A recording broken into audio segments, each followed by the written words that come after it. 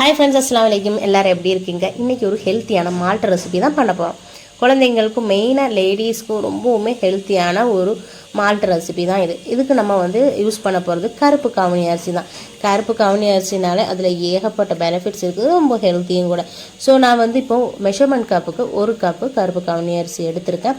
இதை ஒரு ட்ரை பேனில் போட்டு நல்லா ஃப்ரை பண்ணி எடுக்கணும். நல்லா சூடு ஏறி லோ ஃப்ளேமில் வச்சு ஃப்ரை பண்ணி எடுங்க. மெயினாக இதில் தண்ணியோ எண்ணெயோ எந்த ஒரு பிசுக்கும் இருக்கக்கூடாது. ஏன்னா நம்ம இதை ஸ்டோர் பண்ணி வைக்கணும் இந்த பவுடரை.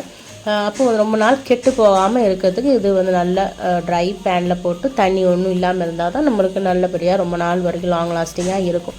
இது லோ ஃப்ளேமில் வச்சு பண்ணும்போது நம்மளுக்கு ஒரு நல்ல ஒரு ஸ்மெல் வரும், இந்த ரைஸோட ஃப்ளேவர் வரும்.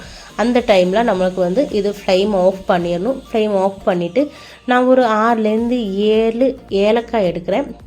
நம்மளுக்கு நல்ல ஒரு ஃப்ளேவர் கிடைக்கிறதுக்கு தான் இந்த ஏலக்காய் நம்ம சேர்க்குறோம். உங்களுக்கு வேணான்னா ஏலக்காயோட ஃப்ளேவர் பிடிக்கலைன்னா நீங்கள் இதை ஸ்கிப் பண்ணிக்கலாம். இந்த ஏலக்காய் போட்டுட்டு நல்லா ஃப்ரை பண்ணுங்கள். இந்த டைமில் மெயினாக நீங்கள் ஸ்டவ் ஆஃப் பண்ண மறந்துடாதீங்க. இனி நான் ஒரு கொத்து பாதாம் சேர்த்து கொடுக்குறேன். இது ஒரு 10லேருந்து 15 பாதாம் கிட்டே இருக்கும். அப்புறம் அதே அளவுக்கு கேஷ்யும் சேர்த்து கொடுத்துக்கிறேன்.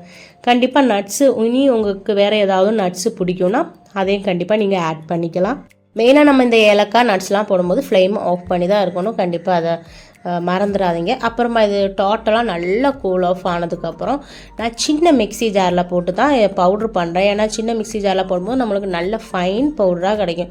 ஸோ நான் 2-3 பேட்சஸாக போட்டு பவுடர் பண்ணி எடுத்துக்கிறேன். இந்த அளவுக்கு கொஞ்சம் லைட்டான ஒரு கொரகொரப்பு இருக்குது சின்ன மிக்ஸி ஜாரில் போட்டாலும். ஸோ நீங்கள் நல்ல ஃபைன் பவுடர் பண்ணி எடுத்துக்கோங்க. எல்லாமே பவுடர் பண்ணதுக்கப்புறம் ஒரு ஜல்லடையை வச்சு நல்லா அரிச்சு எடுத்துக்கோங்க. ஏன்னா கட்டி இருக்க தான் செய்யும். எவ்வளோ ஃபைனாக பவுடர் பண்ணாலும் அந்த கட்டி எல்லாமே போட்டு நான் இன்னொரு பேட்ச்லேயும் பவுட்ரு பண்ணி எடுத்துக்கிட்டேன். இது இவ்வளோ கட்டி எனக்கு கிடச்சிருந்தது. இதை நான் மிக்ஸி ஜாரில் போட்டு எடுத்துக்கிட்டேன் பவுட்ரு பண்ணி.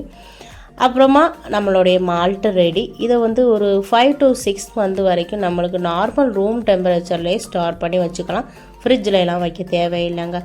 ரொம்பவுமே ஹெல்த்தியான ரெசிபி இது. 1 டீஸ்பூன் போட்டு நல்ல சூடான பாலில் உங்களுக்கு சுகர் நாட்டு சர்க்கரை வேணும்னா தேவையானதாக போட்டுக்கோங்க. போட்டு நல்லா அடித்து குழந்தைங்களோ லேடிஸ் சாப்பிட்றது ரொம்பவுமே நல்லது. ஆஃப்டர் டெலிவரி வர்ற இந்த பேக் பெயின் உடம்புக்கு ரொம்பவுமே ஹெல்த்தி. நிறைய சத்துக்கள் அடங்கின இந்த கருப்பு கவுனி அரிசியில் இந்த மால்ட்டை கண்டிப்பாக நீங்கள் ட்ரை பண்ணி பாருங்கள். நம்ம வெளியிலேருந்து இந்த பூஸ்ட்டு ஹார்லிக்ஸ்லாம் வாங்குறதுக்கு இது ரொம்பவுமே நல்லது. கண்டிப்பாக ட்ரை பண்ணி பாருங்கள். பை.